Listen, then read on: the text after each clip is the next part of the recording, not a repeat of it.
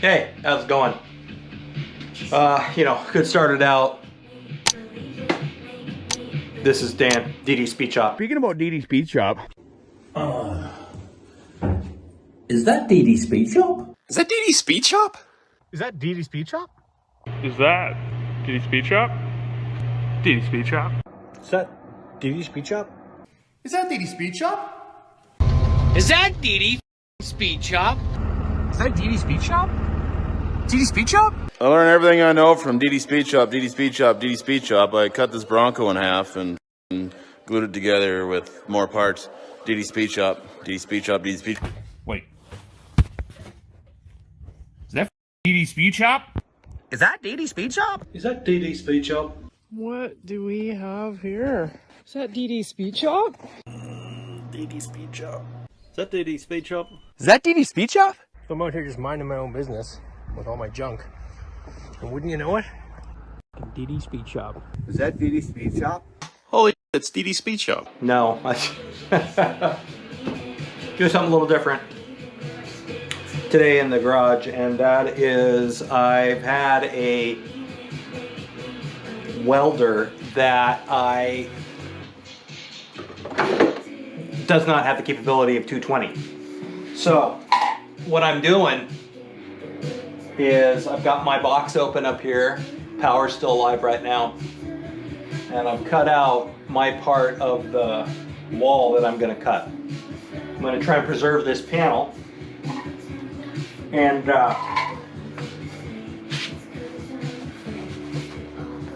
install a box for 220. So I can buy a 220 box and or 220 welder and do some real 220 welding, whether that's with the stick or MIG with gas. The flux core wire that I've used in my MIG works well enough, but I want to have capabilities to do other things, so I'm going to install this box. So the reason why this is so big is because I'm installing this box right here. This provides for greater stability inside because the plugs that go in here, the 220 plugs, whether it's for a welder, those dastardly EVs, which this will be EV compatible, so if I ever decide that I'm gonna sell the house, and a lot of people around here, my neighbors, a few of them have Teslas and whatnot, they just love this battery stuff. They're very few, but you know, the ones who love it, really love it. Shit, boy. Think I'm gonna be the scapegoat for the whole damn machine? Shit. But they can't drive very far. So anyway, this will be a selling point too. But at least it'll give me a capability of doing 220. So I've got two bars here. I've got two 2x4s here on each side of my box. And so I'm cutting into the 2x4 and making the panel a little bit bigger because I want to be able to cut out what I need for the box once I get it installed and put the original panel back up. And I'll probably put some screws in there, but it'll look something like this right here. So, you might be asking me what I'm using for the wire, and to be honest, I'm using a Romex 6-3 wire. And I'm going to string it up through the bottom of the box because there's no 2x4 in here, only on the sides. And so I can string it up from the bottom of the box, and I'm going to go right up through here. And I've got 4 slots here. 50 amp 2-post fuse or breaker is going to go in here. So it makes it nice and clean to go up here. There's 2 sides to my box, and that is a ground side here and a neutral wire side here. I've got 4 wires, and really one of them is going to ground the box, and the other one is just a regular ground for the dual plug, because the plugs in the 220. Let me get the plug and I'll show you. So this is the plug. Now, if you've got an EV Tesla recommends that you buy a certain plug for it because they draw so much current it melts the plugs. Oh, it is a Tesla.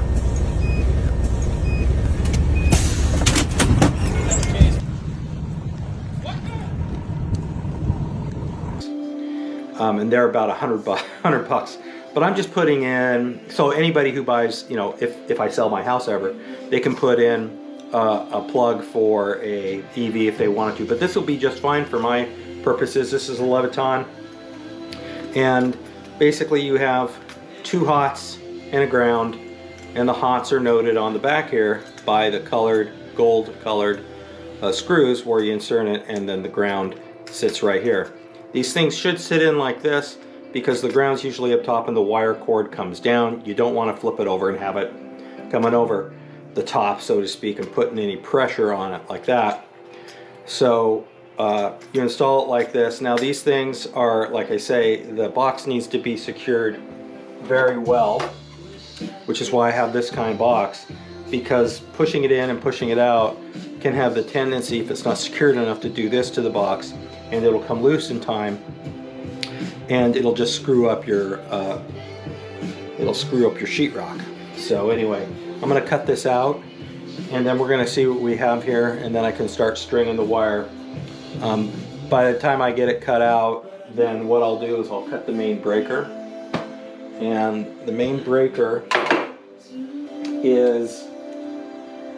will shut this all down. But you have to know that this is pretty, you know, it's not the most safest thing in the world to do, because these two wires here, right here, are still hot. So you got to be very careful what you're doing, or, you know, it's all right, here we go. Okay, the next, I got this out. There's power cord here, which is tacked up behind here. I put the box in. I've secured it by 3 screws, wood screws, into the 2x4. And you can see here it's pretty solid. I mean, it moves a little bit, but it's going to be far more solid to push in and pull out that big plug. So the next thing up is I'm going to figure out what hole I'm going to punch out of here, out of the panel, and what hole I want to come into on the box.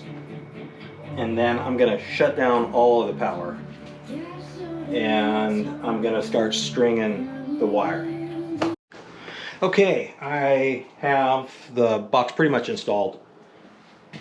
Came up here, through here, the 2 hots, red and black, go up here into my new 50 amp breaker, and then the neutral wire comes all the way over here to the neutral bar. This neutral bar is bonded to the ground bar, and so my little bare copper wire goes here. This copper wire goes all the way down here and is screwed into the back of the box. The neutral wire goes to here, and then the red and black are in here. All I have to do is screw this down. I put I think they call it a mud panel, a mud cover on the front of this to screw the plug into that. And then I've got a chrome faceplate that'll go over it and sit flush onto the new sheetrock that I put in here. So other than that, I'm pretty much done. I've just got to screw in the rest of the plug. Now, a couple of things. I set the 2-gang box back far enough so with the mud plate on, it sits pretty much flush with the sheetrock that's already there. So when I put the new sheetrock on, then the plate will go over it and frame it all very nicely. Another thing that you need to be aware of is that when you're setting ground wire, usually you have to make a hook on it. And if you don't put the hook on the right way, if you screw it down, it'll push out that hook that you make on that bare copper wire. So if you're screwing in clockwise, then you want your hook to go up, around, and wrap like that. So when you screw it in, it'll draw that hook into it. If you went the other way, as you screwed it in, the hook would expand and it wouldn't have as much contact with the screw. So make sure you get that ground wire hook going the right way. Usually it'd come down and then the end of the hook would be going to your right. And then you screw in the clockwise screw and it tightens that hook in and you get a really good contact with it. Rest of the stuff is, I'm not necessarily sure, by the way, I did this exactly right. I left a little bit of casing here because I'm near the live wire that's coming in. And so I left a little bit, but this 6-gauge wire, I'm not going to lie to you, it's very difficult to work with. It's unbelievably strong. And I went with the 6-gauge wire because I wanted to have 50 amp capability. I could have gone with an 8 and dropped down to a 30. And my welder probably would have been fine with that, no matter what welder I have, Lincoln, whatever. But I wanted to have just the capability to put a load on this, and if anybody needed to hook up their stupid EV vehicle in the future, certainly it won't be me, then they've got the breaker already here. Maybe the only thing they'll need to do is change out the plug. So the next thing to do then is I'm going to flip this baby on and just make sure everything's okay. And we should have light. There we go. Now my breaker up here is off. And my radio should hopefully come up soon. There she is. And that's pretty much it. I'm going to leave this breaker off until I get all the mudding done and the new panel back up. I'll show you that here. That's what I'm going to do next, and we'll see what I do. Gonna do some vacuuming and clean up my freaking mess, but other than that, so far, I hope you enjoy this little foray. There's one thing that I think all shop owners need, and that is 220s all over the place. I have 110s on each wall and multiple outlets for that, but I've never had a 220 in the garage. About the only place you find a 220 in any of these normal suburban houses is in the washer and dryer, and then on your electric range, if you have an electric range. That's the only place. It seems to me these things should be standard. So anyway, 2-gang box with the ears. You can see here that it is very strong. It's not going anywhere. Remember to put your plug in with the ground wire up top, because all those wires are going to go down, and so it's a natural flow instead of coming up and putting stress on the plug. And then that's pretty much it. All right, hang loose. By the way, these are my surfboards down here. maybe I'll end this with a little surfing excursion, huh? Yeah, sure. Why not? Hang loose. All I need are some tasty waves, cool buzz, and I'm fine. After you get this in, by the way, I screwed it in certain places to make this thing more solid in case anything pops out, so I could do the joints. So I screwed it in each corner. Then I had a little pop out here where this thin part was next to the plug, and so I put a screw in there. I'm going to fill this with joint compound and tape it. Now after you are done with your plug, it's always a good idea to test. So I put my tester on AC 250. Would be kind of nice to turn on my breaker. So here we go. Ground. And I have 122 here. 122 here. And then if you go across each one, you should end up with at least 220. And here I have 244. So I know that my power is getting to my plug and my breaker works. Well, while I'm waiting for that to dry, I got the second coat on.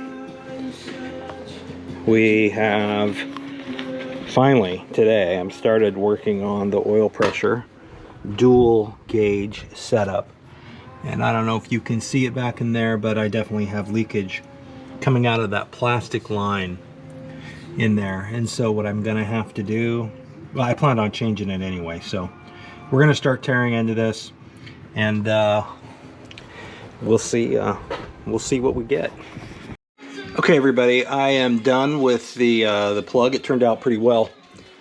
After a couple times mudding over it and sanding it down, I got it to a respectable, anyway, level of smoothness to blend in with the rest of the walls.